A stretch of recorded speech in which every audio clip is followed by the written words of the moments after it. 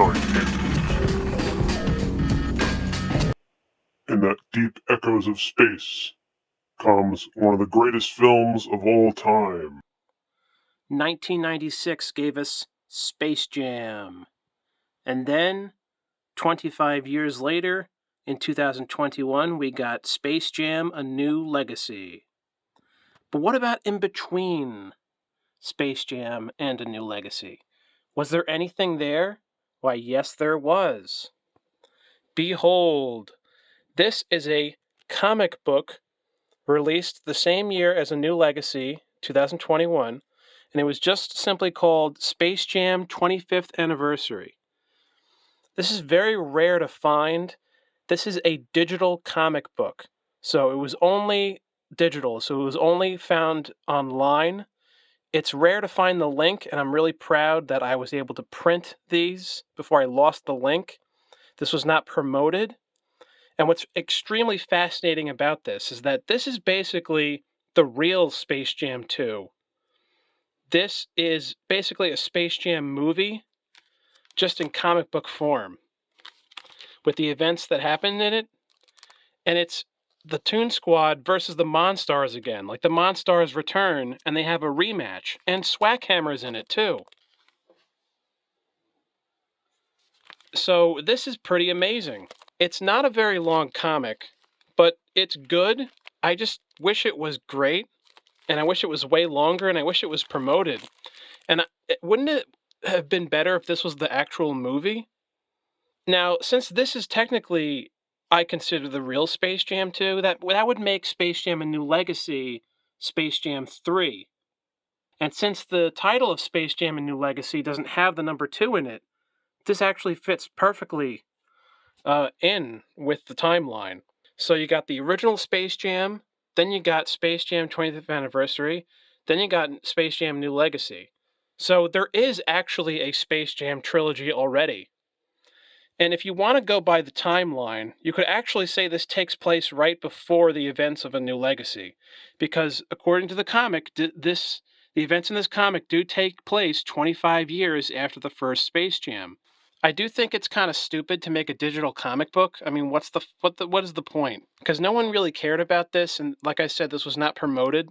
So I did get to read the whole comic, and it's basically about this guy who has no face, no name. He's minding his own business, and a giant UFO lands, and you got the Nerdlux coming out.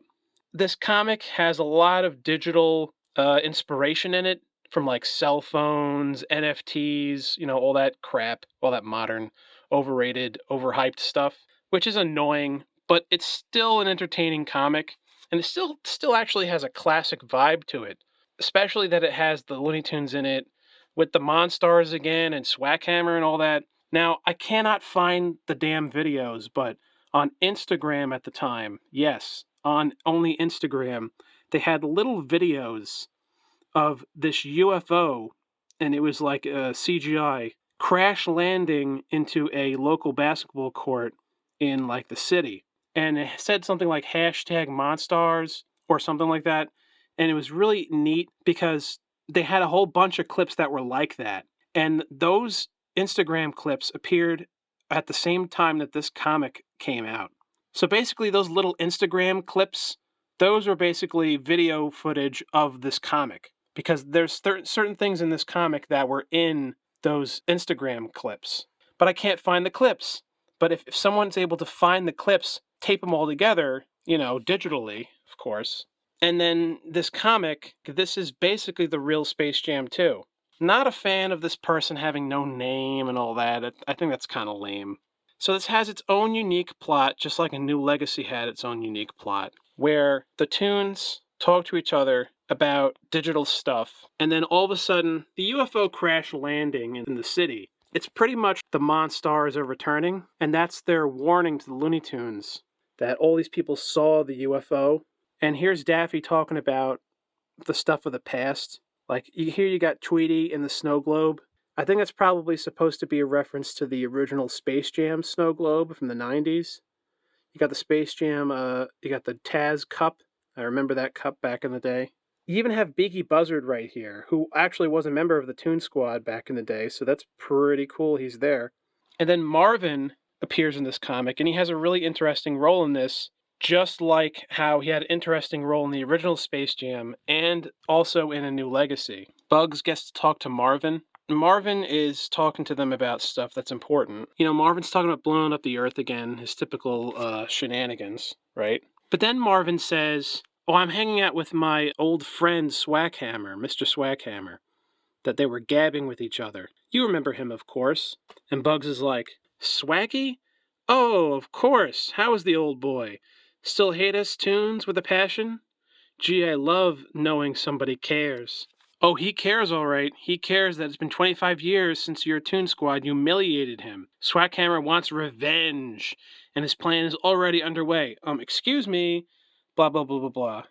"Oh, goody! An interruption from an even less interesting Earther." What I find interesting about this little moment, it's cool, but it still doesn't make sense. As we know, Marvin was the ref in the original Space Jam. A lot of us have theorized that he was pretty much neutral in the battle between the aliens and the Looney Tunes, and the fact that he's a ref means that he's a neutral party because he's both an alien and a Looney Tune. But there's a moment in the original Space Jam where, if you guys can recall, when Swackhammer calls the timeout, he calls Marvin a little bug, and then he squashes him in his hand. That was like a memorable childhood moment for me. So clearly, Swackhammer wasn't nice to Marvin back in the day, but now in this comic, all of a sudden Marvin says that they're friends. When did they become friends? See, they seem like enemies to me in the original Space Jam. The fact that Swackhammer crushed him like a bug and called him a little insect or a little bug, like Swackhammer is such a disrespectful alien, whereas Marvin is actually he's a typical evil alien, but he's a polite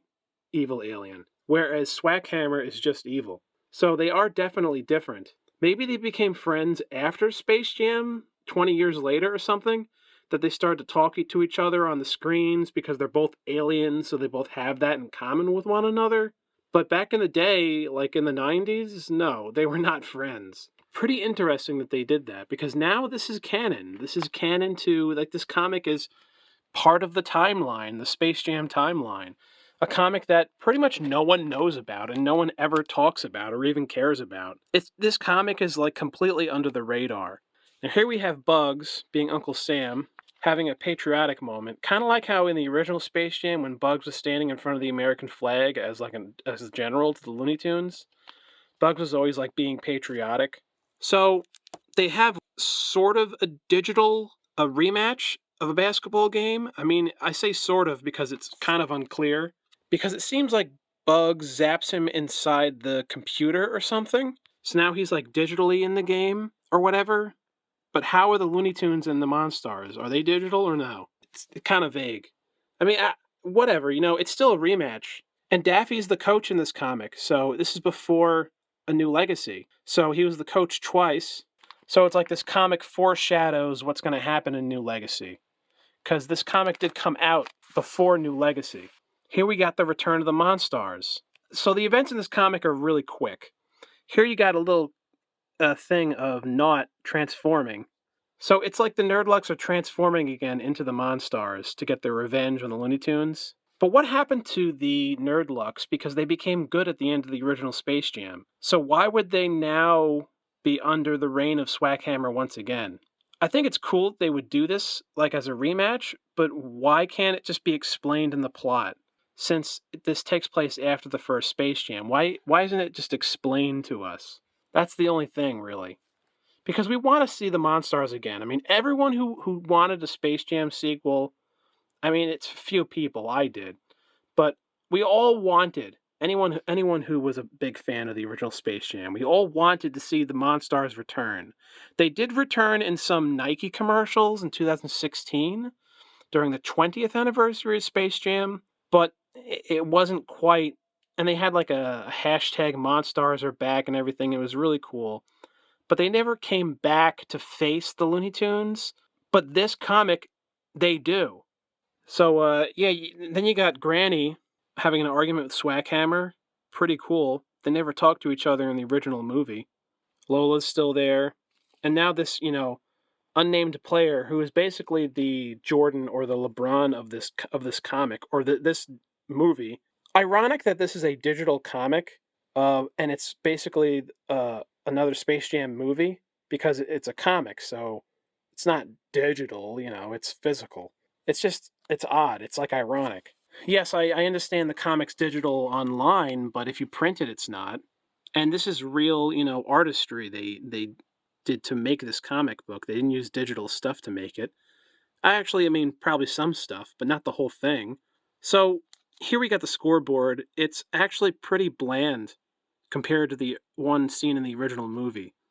It's just too bad that this comic was not promoted, A, and B, it's not longer and it's not more elaborate and they don't explain everything.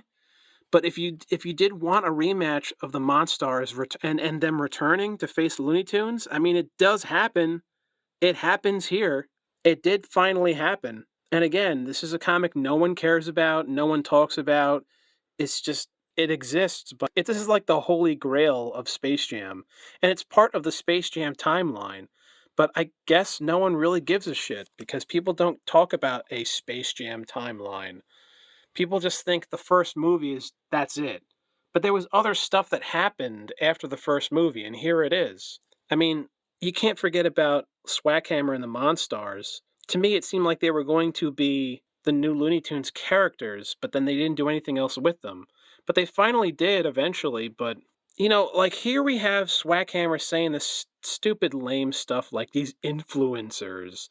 They're trying to say that his followers on Twitter or Instagram or whatever, this guy's followers, they're causing the MONstars to lose. It's kind of like the fans on Instagram or something from the MONstars versus the Instagram fans of the tunes. They're influencing them digitally in the game, but I mean, I don't like that idea. I mean, doesn't that sound so lame? So I don't know. It's just stupid. So here we got the same thing. The score is now higher, 88 to 90. So the score is higher than the original, which was 77 to 78, I think. Crowdsourcing, oh god. So lame. Now here we got an awesome moment where Swackhammer talks to Bugs Bunny, and then Bugs responds to Swackhammer. How cool is this? Because in the original Space Jam, the only moment where Bugs and Swackhammer appeared on screen together was when Michael shakes Swackhammer's hand and makes that deal, that deadly deal. And before they both walk away, like Bugs and Swackhammer they like stare at each other and they give each other an angry look as they both walk away from each other. And that was it. They both didn't say a word to each other, not a peep. But here we got Swackhammer, who's basically the leader of the MONstars, talking to Bugs Bunny, who's basically the leader of the Looney Tunes or the Toon Squad. And here we got them talking to each other very briefly, but it's really cool that it actually happens. It would have been cool if they spoke to each other in the original movie. I think this comic should have been the real Space Jam 2. And of course, you could have made it way better than this. Then the third movie could have been this. This is my fan-made VHS tape, and I added the number 2 to it. I have another video where I show it off. This is fan-made, and I wanted it to look like, a classic 90s movie. So that's why it looks like this, because nowadays they don't make VHS tapes anymore. So that's what this is. We got this. See, like this moment right here is so like dorky. My social media followers are a smart bunch. They knew the best chance to beat the MONstars. I mean, so like I know like they're trying to think of a new plot idea, but why does it have to be a digital plot idea? Why can't it just be like in the original Space Jam where there was nothing digital about it? The original Space Jam, it was all a magical thing. What's wrong with that? But still, what happens in the comic itself, despite the digital dialogue, what happens in the comic itself is still cool though. So you could really kind of ignore this stupid bullshit. Here they lose again. The MONstars lose again. So the final score in this movie, the real Space Jam 2, is Toons 91, MONstars 90. Yes, so they made the score higher, which is really cool, right? I really love that they changed the score. Swackhammer yells at them. Looks like us winning somehow turned him and his goons into NFTs, whatever those are. Remember how shitty these were and how obnoxious they were and how people thought they were going to be the biggest thing ever and now they're a giant embarrassment? Yeah, that's stupid bullshit. Like, why is this here? It feels like an endorsement to NFTs, but it's kind of not, I guess. I guess they're but it's still a reference to it, so I don't like that. But I do like what Daffy says after, though. He says, that's easy. It stands for Never Forget the Tunes. I guess that's what it stands for. But he's forgetting the part, so then wouldn't it be NFTT? This is also kind of like the end of New Legacy when LeBron defeats Algae Rhythm, and then Algae turns into the poster, and he's trapped inside the poster. This is like the same thing where now. So I guess now in canon, the timeline, the MONstars and Swackhammer, they're all stuck in NFTs. I guess that's where they were in the New Legacy. But why did it have to be that? Why couldn't it have been something else, like the poster in New Legacy? That was way better. See, and then you got these guys taking them away, you know? And then it ends with like kind of a lame joke, but I just think this is a really cool thing. There you go, guys. This is the A Real Space Jam 2. The true one. Like I said, it's hard to find this comic, and they never even released it physically. Oh, because everything now has to be digital. Every fucking thing ever. So annoying. So let me know what you guys think. Is this a cool thing that they did this, or is it kind of lame? I think it's really cool they did it. I just wish it was way better, but it's still good, you know? But it's just a shame that it's not a movie. It's such a shame that we never got to see the MONstars return in a movie or a cartoon, a regular cartoon, not a comic cartoon. But still, it did technically happen, though. I mean, here it is. Coming from the number one Space Jam fan out there, you get all the real info, the real deal on Space Jam from me. So I leave no stone unturned. Here you go. Always wanted to have that kind of Space Jam movie? Here it is, in all its glory. Space Jam 25th anniversary. Thank you guys for watching. I'll see you real soon. And that's all, folks.